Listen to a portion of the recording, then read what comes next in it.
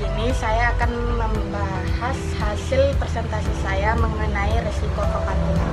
Langsung saja, yang pertama itu definisi manajemen risiko kepatuhan. Adapun risiko kepatuhan itu adalah risiko yang harus diterima oleh bank disebabkan karena tidak mematuhi dan tidak melaksanakan peraturan perundang-undangan serta ketentuan lain yang berlaku. Adapun pengertian risiko kepatuhan syariah itu adalah risiko akibat bank syariah tidak mematuhi atau melaksanakan peraturan perundang-undangan dan prinsip syariah berlaku.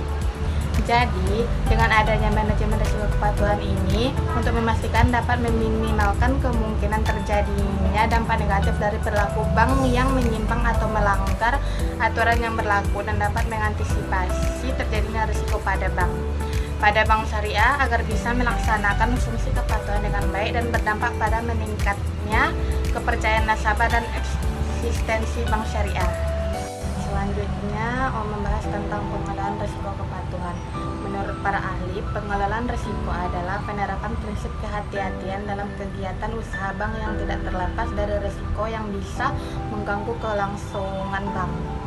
Pengelolaan risiko kepatuhan ini sangat penting bagi bank syariah dalam menjalankan kegiatan usahanya, karena jika pengelolaan risiko kepatuhan tidak tepat maka dapat berdampak pada meningkatnya risiko lain, salah satunya risiko reputasi.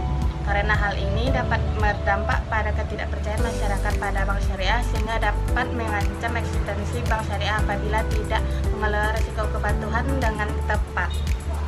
Selanjutnya itu ada fungsi kepatuhan bank. Yang pertama, mewujudkan terlaksananya budaya kepatuhan dalam semua yang menyangkut kegiatan usaha bank. Yang kedua, memastikan kebijakan ketentuan sistem, prosedur, serta kegiatan usaha yang dilakukan bank sesuai dengan undang-undang yang berlaku. Yang ketiga itu memastikan kepatuhan bank terhadap komitmen yang sudah dibuat. Yang keempat, mengelola risiko kepatuhan yang akan dihadapi oleh bank. Pembahasan selanjutnya itu pentingnya fungsi manajemen risiko kepatuhan.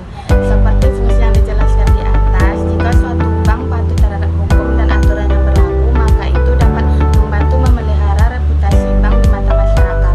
Karena jika bank lalai menjalankan peran dan fungsi kepatuhan, maka akan berhadapan dengan risiko kepatuhan akibat dari pelanggaran aturan yang berlaku.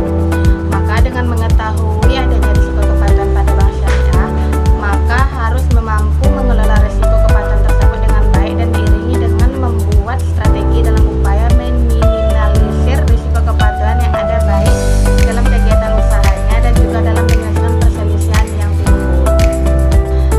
Selanjutnya itu ada ketentuan-ketentuan internal maupun eksternal yang harus dipenuhi apabila tidak dipatuhi akan menyebabkan risiko kepatuhan. Meliputi yang pertama itu ketentuan giro wajib minimum, net open position, non-forming finance, dan batas maksimal pemberian pembiayaan.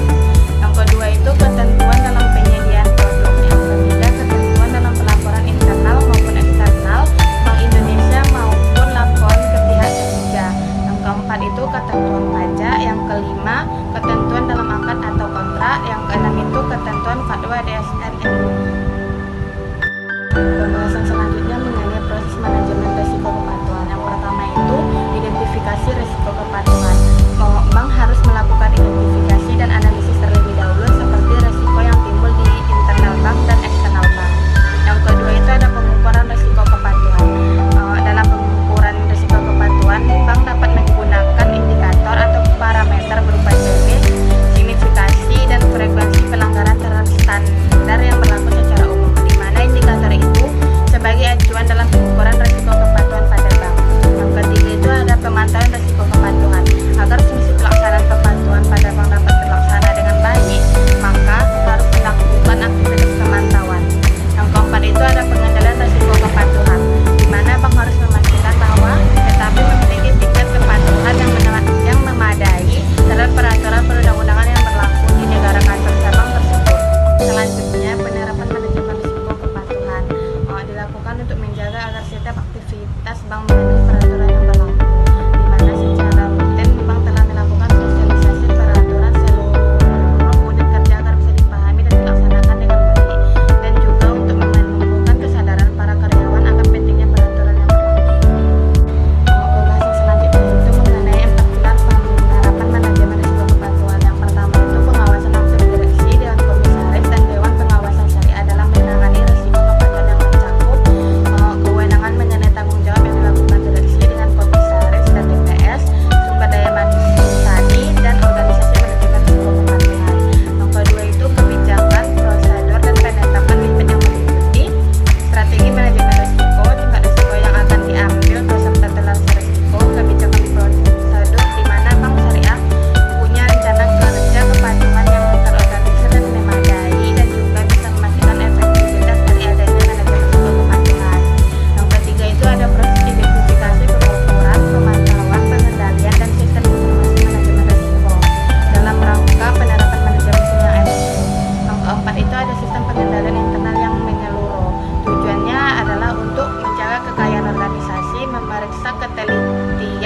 kebenaran data, mendorong efisiensi untuk meminimalisir pengendalian internal, memastikan kepatuhan aturan yang